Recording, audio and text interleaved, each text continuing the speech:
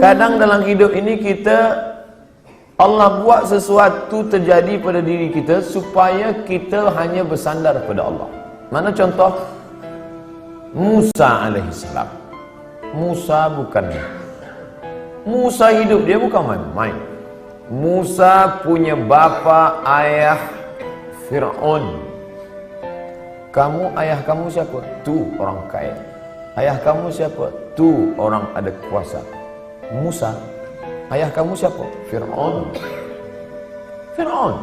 Ayah Musa alaihissalam. Mak dia pula Asia. Sebab dia budak yang dihanyutkan dalam boks kayu di sungai Nil. Dan Asia lama merindukan seorang anak. Hidup dia selesa. Hidup dalam istana, tak pernah susah. Ayah Raja Fir'aun, bunda pula perempuan yang baik. Tapi Allah ingin supaya dia jangan bergantung kepada manusia. Macam mana cara Allah nak keluarkan Musa daripada istana Fir'aun? Maka Allah buat suatu cerita. Ada dua orang yang sedang berkelahi, bertikai, berkonflik antara bangsa Mesir dengan bangsa Israel, berkelahi. Maka pada masa itu datang Musa nak melerai dia. Janganlah kamu berkelahi, janganlah kamu bertinju. Maka masa itu orang ni degil tak nak berhenti. Musa pun terlanjur pukul mati. Jadi Allah yang buat itu. Fawakazahu Musa pun meninju dia dan orang ni mati. Musa pun takut, dia pun berlarikan diri, bersandar sebatang pokok kayu. Masa Nabi Muhammad sallallahu alaihi wasallam Isra Mi'raj, Nabi tengok ada pokok kayu hijau kat bawah. Nabi tanya Jibril, "Ya, itu pokok kayu hijau apa?" Disitulah dulu Musa bersandar manakala dia tak ada tempat berpegang. Ayah hilang, mak tak ada, istana dah tinggal, manusia tak ada yang dikenal. Kadang dalam hidup ni begitu. Allah buat kita hilang pegangan supaya apa? Supaya kita hanya bergantung kepada tali Allah bihablillah. Makanya jangan suudzon kepada Allah.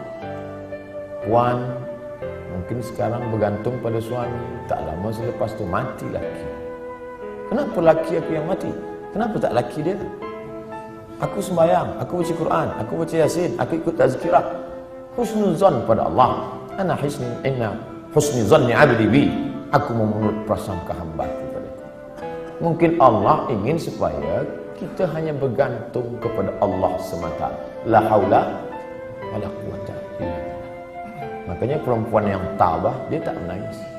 Mati laki dia tak menangis. Awak tak menangis? Tak, saya bergantung kepada Allah. Kenapa tak menangis? Memang saya lama dah tunggu. Sebab laki itu tak elok, jahat, tak sembahyang. Oleh sebab itu maka kita husnuzan pada Allah. Anak ada, bini ada, unta ada, kebun ada, berpegang kepada makhluk. Allah uji, Allah matikan anaknya, dia tetap berpegang. Allah buat unta lembu mati, kambing mati, tetap. Allah buat pula kebun-kebun yang hijau menguning, layu mati, kering, tetap. Tinggal seorang saja yang tempat dia bersama, rahmah. Maka disebut dalam doa orang menikah, Allahumma arham bainahuma kama rahimta baina Ayyuba wa Rahmah. Ya Allah, buatlah mereka berdua berkasih sayang sebagaimana berkasih sayangnya Ayyub dan Siti Rahmah. Rahmah setia. Harta tak ada, anak mati, kambing mati, tanaman kering, tetap cinta kepada Ayyub. Sampai masa ujian, di bawah ujian, jatuh serendah-rendahnya dari kaya raya, hilang semuanya, datang penyakit kulit, berulat daging, tetap juga. Namun meminta kepada Allah tidak, malu dia. Ayub tak ada minta pada Allah, ya Allah, dulu aku elok, rezeki banyak, ini kenapa anak mati, tanaman mati, kering, onta mati, datang pula penyakit kulit, salah aku apa? Ada Ayub marah kepada Allah. Sampai akhirnya Rahmah tak tahan. Apa kata isteri Ayub? Berdoalah pada Allah Ayub. Mengadulah pada Allah. Apa kata Ayub? Rabbi anni massani ad-dur wa anta arhamur rahimin. Rabbi ya Allah, anni sesungguhnya aku massani ad-dur terkena penyakit, wa anta arhamur rahimin, engkau maha sayang di antara yang penyayang. Tak ada dia mengadu. Dia tak ada minta. Dia hanya bercakap saja, ya Allah, aku kena penyakit. Tak ada dia minta, ya Allah sihatkanlah aku dah tak tahan lagi dah. Dia hanya berkata, aku kena penyakit dan engkau maha sayang di antara yang sayang. Maka saat itu apa kata Allah? Urkud birijlika, tumit engkau pijakkan ke tanah, keluarlah air memancar, mughtasalun baridun, air yang sejuk, dia mandi sehat walafiat. Dibalikkan Allah lagi semua yang hilang. Bersandar, berpegang kepada Allah. Tak ada jalan lain. Hablum minallah. Faqsusil qasasa. Ceritakan kisah-kisah itu hai Muhammad sallallahu alaihi wasallam. Ceritakan kisah-kisah itu wahai Abdul Somad, supaya apa? La'allahum yatafakkarun. Supaya manusia ini berfikir, jangan dia sangka dia saja yang diuji Allah. Bahawa nabi-nabi dulu pun ujian hidupnya luar biasa. Mereka luar biasa. Kalau Ustaz Abdul Somad biasa di luar. Di Sumatera, di Kalimantan, di Sulawesi, di Papua, saya bagi tazkirah di luar. Orang dalam masjid saya di luar, di Padang, di Malaysia alhamdulillah di dalam. Berpegang kepada Allah Subhanahu wa taala. Datang risau susah hati. Kemana risau hati nak dialamatkan? Ambil air sembahyang, menghadap kepada Allah, angkat dua tangan, Allahu Akbar. Kadang ada orang ini dia nampak kita tenang, macam tak ada masalah dalam hidup, tapi dia tak sembahyang, dia tak baca Quran, dia tak berzikir. Kenapa dia tenang? Rupa dada. Patutlah tenang. Nak gila dah. Tidak ada jalan lain. Sebenarnya orang yang minum khamar tu yang nak dia cari apa? Ketenangan. Orang yang pakai dadah tu sebenarnya yang nak dia cari apa? Ketenangan. Orang yang makan itu ini sebenarnya ketenangan. Maka ketenangan semua ini palsu. Ketenangan ini tidak ada yang betul. Saya sampai office pukul 7. Biasa office cepat hari itu saya sampai. Ada seorang kaki tangan, Ustaz Somad cepat sampai. Ya, ada yang saya nak tanya pada Ustaz. Sebenarnya lama saya dah nak tanya, cuma malu di majlis. Ini kita tak ada orang lain saya nak tanya. Apa? Saya kalau dengar lagu dangdut tenang hati saya. Kata saya, ini tak betul. Ketenangan yang betul adalah tenang masa berzikir, tenang masa berselawat. Kadang kita ni jaga pagi tidur, sempit rasa hidup, tak tahu entah apa yang menyusahkan hati, maka lapangkan. Orang lain dia kata, bila anda nak tenang, pejamkan mata, tarik nafas, tarik, tahan. Kita tak diajarkan macam tu. Kita diajarkan hadapi hidup ini, serahkan pada Allah Subhanahu wa taala, berzikirlah. Apa zikir? Kata ustaz ini banyak-banyak berselawat. Bila engkau susah hati, banyak-banyak berselawat. Allahumma shalli ala sayyidina Muhammad wa ala ali Muhammad. Allahumma shalli ala sayyidina Muhammad wa ala ali Muhammad. Allahumma shalli ala sayyidina Muhammad. Kata ustaz ini pula banyak-banyak berzikir, afdhalul zikri fa'lam annahu la ilaha illallah. Kata ustaz ini pula yang paling elok tu tasbih. Subhanallah bihamdihi, subhanallahil azim, subhanallah. Jadi awak amalkan yang mana? Itulah ustaz. Sampai hari ini satu pun tadi saya tak amalkan. Habib ini cakap banyak selawat, ustaz ni cakap banyak zikir tahlil. Ustaz pilihlah. La ilaha illallah 1000 elok, selawat 1000 elok, istighfar 1000 elok. Malulah mana-mana nak bawa tasbih. Tak usah pakai tasbih, pakai tangan. Subhanallah. Allah Akbar. Allah 3 kali pergi umrah, 3 bawa tasbih balik, 3-3-nya tergantung di kereta. Patutlah kereta tu yang tenang. Yang punya kereta risau. Kita berzikir supaya Allah turunkan ketenangan. Letak tenang tu di mana? Di hati. Yang punya hati ni siapa? Allah. Yang menurunkan ketenangan dalam hati siapa? Wallazi anzalas sakinata. Allah yang menurunkan ketenangan fi qulubil mu'minin, ke dalam hati orang yang beriman. Kadang hati itu macam kopi yang dikacau, kacau balau. Tapi kemudian manakala kita berzikir, terasa dia tenang. Pagi nak pergi ke office, Allahumma salli ala sayyidina Muhammad, Allahumma salli ala sayyidina Muhammad, Allahumma salli. Baca dapat dari rumah, makin jam makin banyak. Kalau kita marah, mengamuk, apakah jam itu berjalan? Tidak. Oh, mengamuk macam apa ni? Tidak. Bukan dia bergerak. Kalaulah kita mengamuk dia bergerak, tentu kita mengamuk, kejap mengamuk, kejap mengamuk. Dia tidak akan merubah apapun. Maka banyak-banyak berzikir, banyak-banyak berselawat. Apalagi kita duduk di kota besar, internasional. Nak berangkat pagi, jam, balik jam, di tempat kerja pula banyak masalah. Bila lagi kita nak dapat ketenangan? Maka tak ada jalan lain kecuali hablum minallah. Berzikir. Saya malu nak bawa tasbih, Ustaz. Okey, ada yang sekarang dipasang macam ring cincin. Okey.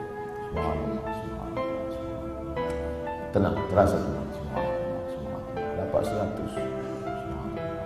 Dapat 200. Dapat 1000, ambil gambar.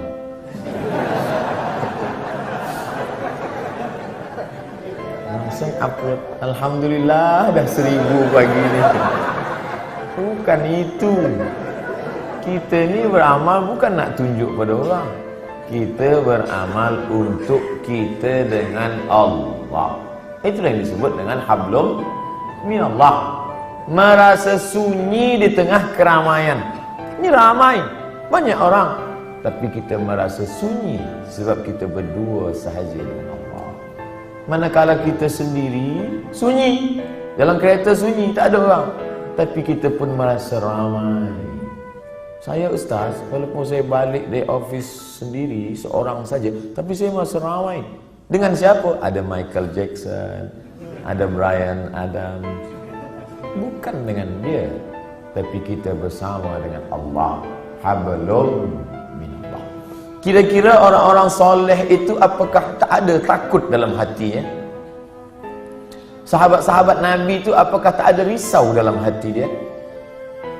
Abu Bakar Siddiq bukan tangguh, dekat dengan Nabi SAW, berdua.